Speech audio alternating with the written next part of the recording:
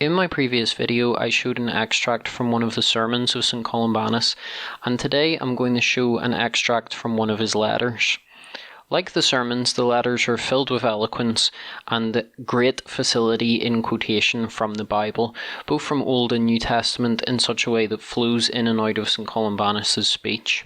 This letter was written by St. Columbanus to the Pope of the time about the dispute over the dating of Easter. The Pope supported the dating of Victorius of Aquitaine rather than that of St. Anatolius of Laodicea, which is what St. Columbanus supported. These two names will be mentioned in the letter, but I don't really want to go into this dispute about the dating and the different systems that they had. Suffice it to say, the position of St. Columbanus was popular in Ireland and Britain, and this would later, the tide would turn towards the other dating system after the Synod of Whitby in 664. However, the letter is not interesting for what it has to say about the correct way to date Easter. Rather, it's interesting for the attitude that it has towards the Pope and to the question that we can ask today of how did people practice their ecclesiology in the first millennium? Was it in the way that we're familiar with in the Orthodox Church still today, or is it this system of papal infallibility and the idea of a universal jurisdiction?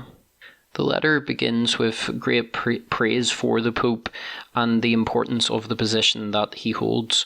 St. Columbanus wrote, "But while I write this with more presumption than humility, I realize that I have brought upon myself the straits of a most grievous impudence, without knowing that they must yet be crossed. For it befits neither place nor station that your great authority should be at all questioned by the appearance of debate, and that you, who indeed lawfully occupy the chair of Peter the Apostle, and bearer of the keys, should ludicrously be troubled about Easter by my letters from the West." So far, this seems to indicate the papal supremacist kind of view. However, the letter continues, "But in this matter you should not pay so much attention to my insignificant person as to the many dead and living teachers who maintain these same conclusions I have noted, and you should imagine yourself to be prolonging the debate with them. For you must know that I am opening my voluble mouth from pious motives, though it be out of turn and out of measure. Do you then either exonerate or condemn your Victorious, knowing that if you commend him, a question of credibility will be raised between yourself and the aforesaid Jerome, who indeed commended Anatolius, his opposite, so that the follower of one cannot accept the other? Then let your attentive consideration ensure that, in weighing the credibility of the two authors aforesaid, who are mutually opposed to each other, there be no discord between yourself and Jerome in pronouncing judgment. Lest we should be straitened on both sides, whether to agree with you or him. Spare the weak in this, lest you disclose the scandal of this union. For I admit to you simply that anyone impugning the authority of St. Jerome will be a heretic or reprobate in the eyes of the Western churches, whoever that man may be. For at all points they repose an undoubted confidence in the Holy Scriptures, but let this suffice for Easter." As we can see, in the continuation of the passage, St. Columbanus does not conclude that the Pope disagreeing with him is in fact the end of the debate, and compares his viewpoint to one of the great church fathers, St. Jerome. In doing so, St. Columbanus is making the argument of comparing and contrasting the Pope's view to that of one of the church fathers, and saying that if it's not in agreement, then it's the Pope that is wrong rather than the church father.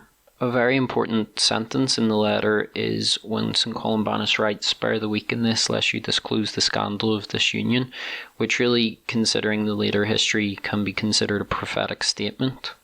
And I think it's worth repeating the line that immediately follows, "For I admit to you simply that anyone impugning the authority of St. Jerome will be a heretic or reprobate in the eyes of the Western churches, whoever that man may be."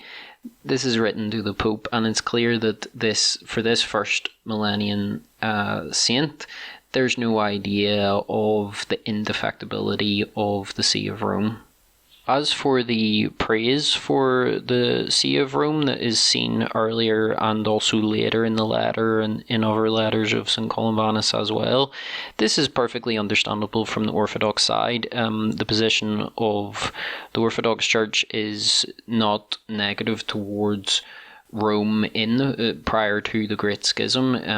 It was one of the great cities and certainly deserving in honour prior to the Great Schism, and that would be our explanation for the great praises that St. Columbanus gives. A final point to make is that some Protestants reading such things in the letters of St. Columbanus and realising that there's an idea of independence from the papacy have then tried to claim this as indicating that St. Columbanus and more generally the Irish Church in this time was something similar to the modern day Protestant.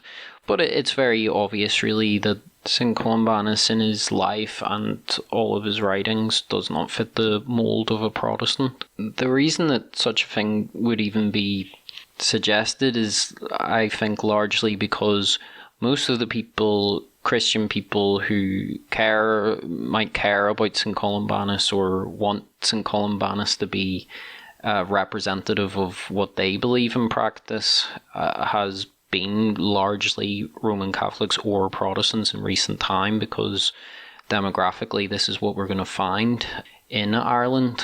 And really, ultimately, St. Columbanus, how he lived his life and the things that he wrote really make most sense from the Orthodox perspective. I will leave a link to all of the letters of St. Columbanus in the description. You can also watch my previous video to see an extract from one of the sermons of St. Columbanus, and there's a link there also to all of his sermons. In my next video, I would like to talk about the life of St. Columbanus that was written by a monk called Jonas from Bobbio Abbey, one of the abbeys that St. Columbanus founded. I don't normally ask the viewers to share the video, but in this case I would really like to ask people to do that, because I think that this should be much better known by Orthodox Christians, the letters of St. Columbanus and their relevance for Orthodox to Roman Catholic apologetics.